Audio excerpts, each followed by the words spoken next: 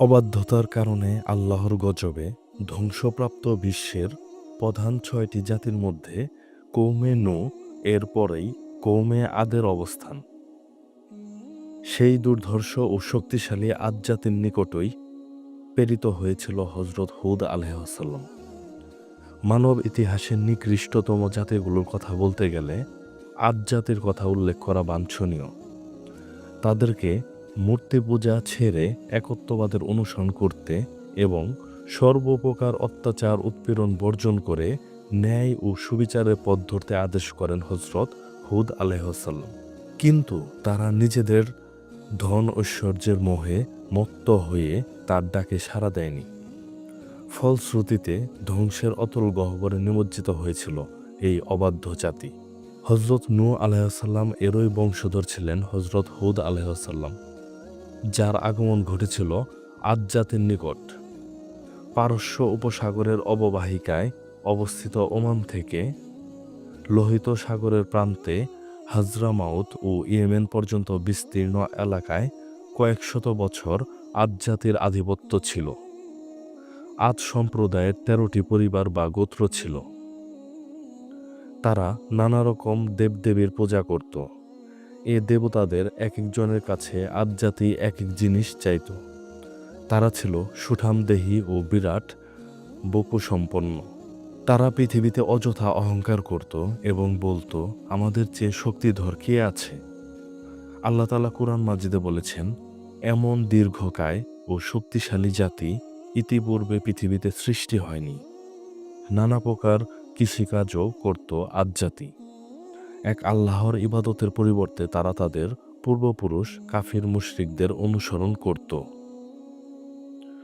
যারা হযরত নূহ আলাইহিসসালাম এর আমলেও এক আল্লাহর একত্ববাদ স্বীকার না করে দেবদেবীর পূজা করত।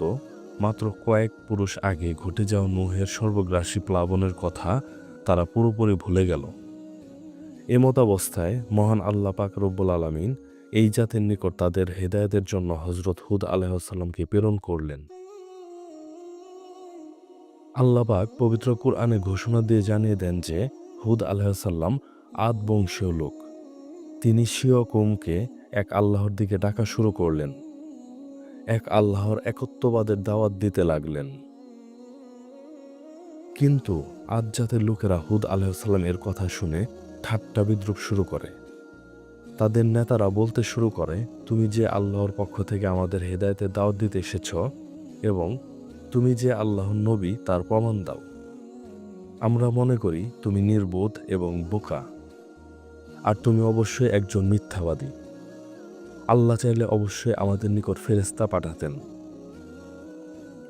হুদ আলাইহিসসালাম তাদের এ কথার জবাবে বললেন, হে আমার সম্প্রদায়, আমার মধ্যে কোনো নির্বুদ্ধিতা নেই, বরং আমি বিশ্বপালকের প্রেরিত একজন রাসূল মাত্র। আমি তোমাদের নিকট আমার রবের বাণী পৌঁছে দিতে এসেছি। তোমরা ও তোমাদের দেবতারা সবাই মিলে আমার অনিষ্ট সাধনের চেষ্টা করো, তাতে আমার কিছুই হবে না আল্লাহর হুকুম ছাড়া। তিনি আমার পালনকর্তা, তার উপরে আমি ভরসা রাখি। যারা সরল পথে চলে আল্লাহ তাদের সাহায্য করেন। এছাড়া হযরত হুদ আলাইহিসসালাম তাদেরকে নূহ আলাইহিসসালাম এর আমলের প্লাবনের কথা স্মরণ করিয়ে দিলেন। তিনি বললেন, তোমাদের পূর্বে তোমাদের পূর্বপুরুষদেরও অবাধ্যতার কারণে ধ্বংস করে দেয়া হয়েছিল। তোমরা আমার ডাকে সাড়া দিয়ে আল্লাহর দিকে ফিরে এসো।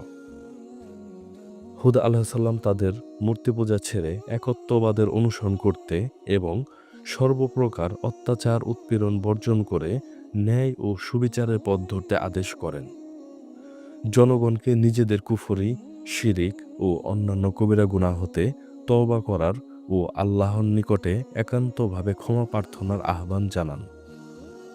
কাফের সম্প্রদায়ের লোকজন বলল, তুমি কি আমাদের কাছে এমন কোনো দাওয়াত নিয়ে এসেছ যার দ্বারা আমাদেরকে আমাদের পূর্বপুরুষদের দেখানো পথ থেকে বিরত থাকতে বলবা?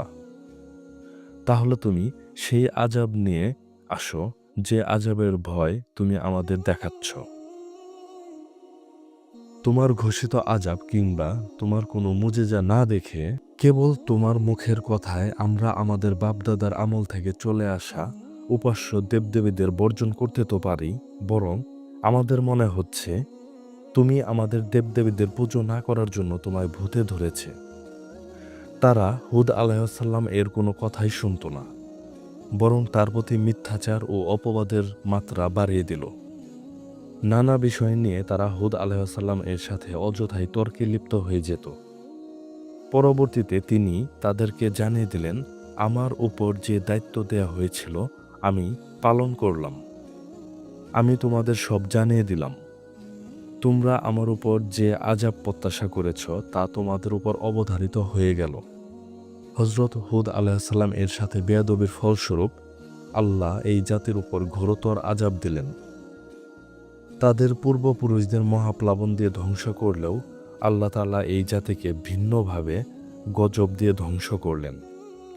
ওই অঞ্চলে টানা ৩ বছর বৃষ্টিপাত বন্ধ করে দেয়া হলো। চারদিকে মরুভূমিতে পূর্ণ হতে শুরু করল।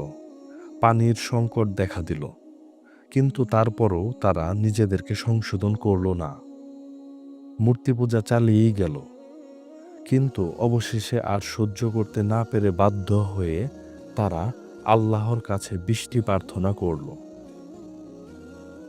তারপর আসমানে সাদা কালো ও লাল মেঘ দেখা দেয় এবং গায়েবী আওয়াজ আসে, তোমরা এখান থেকে কোনটি পছন্দ করো?